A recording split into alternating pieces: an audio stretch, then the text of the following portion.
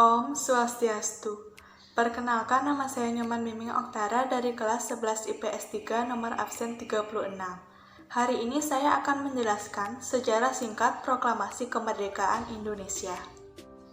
Hari Kemerdekaan Indonesia dirayakan setiap tanggal 17 Agustus. Tanggal tersebut bertepatan dengan momen dibacakannya teks Proklamasi Indonesia oleh Soekarno di tahun 1945. Namun, perjuangan bangsa Indonesia untuk bisa merdeka dan membacakan teks proklamasi tersebut tidaklah mudah. Bangsa Indonesia harus mengalami penjajahan dari negara-negara seperti Belanda dan Jepang selama bertahun-tahun. Tujuan para penjajah mendatangi Indonesia memang untuk mendapatkan sekaligus menguasai pasar dengan menjual rempah-rempah yang saat itu sangat mahal.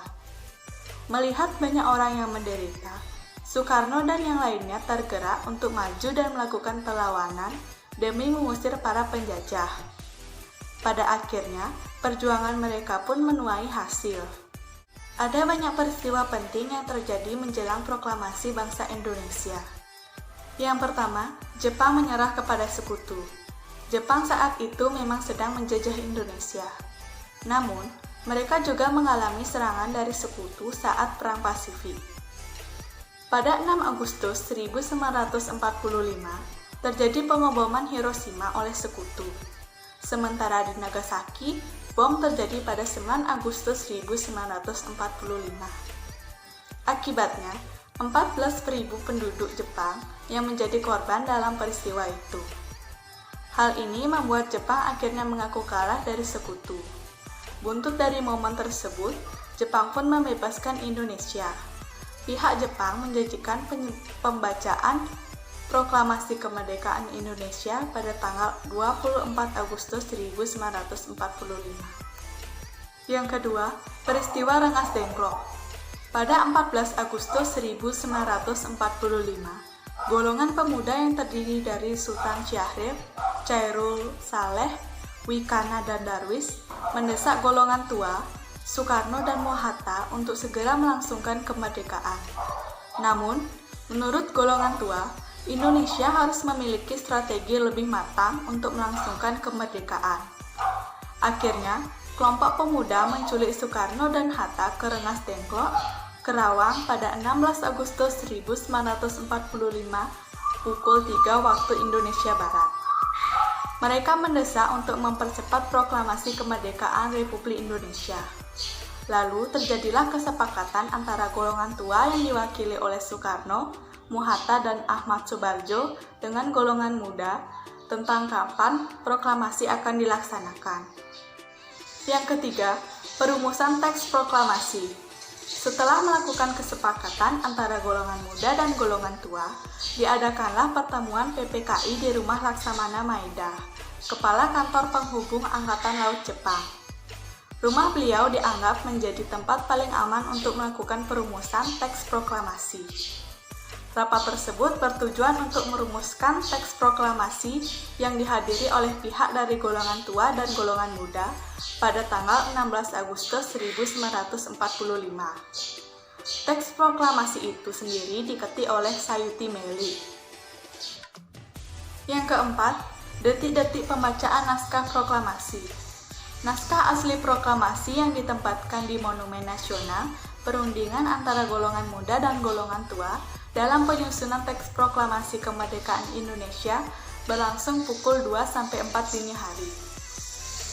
Teks proklamasi ditulis di ruang makan di Laksamana Tadashi Maeda, Jalan Imam Bonjol nomor 1. Para penyusun teks proklamasi itu Soekarno, Mohatta dan Ahmad Soebardjo. Konsep teks proklamasi ditulis oleh Soekarno sendiri. Di ruang depan, hadir Dyah Sayuti Meli, Soekarni, dan Sudiro. Soekarni mengusulkan agar yang menandatangani teks proklamasi itu adalah Soekarno dan Mohatta atas nama bangsa Indonesia. Teks proklamasi Indonesia itu diketik oleh Sayuti Meli. Pagi harinya, 17 Agustus 1945, di kediaman Soekarno, Jalan Pegangsaan Timur nomor 56, telah hadir antara lain Suwirjo, Wilopo, Gafar Pringgodiko, Do, Tabrani, dan Trimurti. Acara dimulai pada pukul 10 dengan pembacaan teks proklamasi oleh Soekarno dan disambung pidato singkat tanpa teks. Kemudian, bendera merah putih yang telah dijahit oleh Ibu Fatmawati dikibarkan, disusul dengan sambutan oleh Suwirjo, Wakil Wali Kota Jakarta saat itu, dan Muwardi, pimpinan barisan pelopor. Pada awalnya, Trimurti diminta untuk menaikkan bendera. Namun, ia menolak dengan alasan penggerakan bendera sebaiknya dilakukan oleh prajurit. Oleh sebab itu, ditunjuklah Latif Hendraningrat, seorang prajurit peta dibantu oleh Suhut untuk tugas tersebut. Seorang pemudi muncul dari belakang membawa nampan berisi bendera merah putih atau sangsaka merah putih yang dijahit oleh Fatmawati beberapa hari sebelumnya. Setelah bendera berkibar, hadirin menyanyikan lagu Indonesia Raya. Sampai saat ini, bendera pusaka tersebut masih disimpan di Museum Tugu Monumen Nasional. Setelah upacara selesai, berlangsung kurang lebih 100 orang anggota barisan pelopor yang dipimpin Brata datang terburu-buru karena mereka tidak mengetahui perubahan tempat mendadak dari Ikada ke Pegangsaan. Mereka menuntut Soekarno mengulang pembacaan proklamasi, namun ditolak. Akhirnya, Hatta memberi amanat singkat kepada mereka.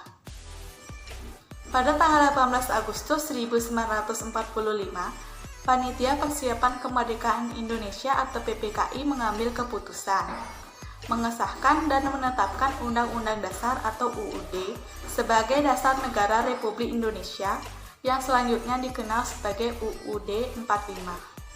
Dengan demikian, terbentuklah Pemerintahan Negara Kesatuan Indonesia yang berbentuk Republik atau NKRI dengan kedaulatan di tangan rakyat yang dilakukan sepenuhnya oleh Majelis Permusyawaratan Rakyat atau MPR yang akan dibentuk kemudian.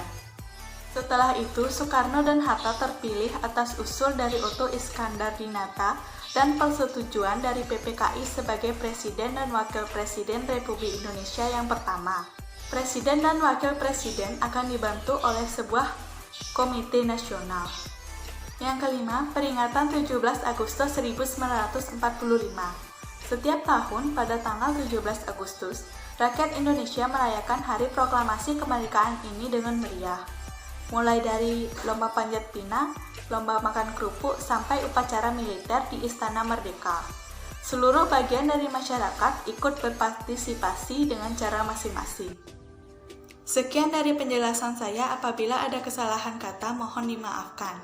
Saya tutup dengan Parama Santi. Om Santi Santi Santi Om.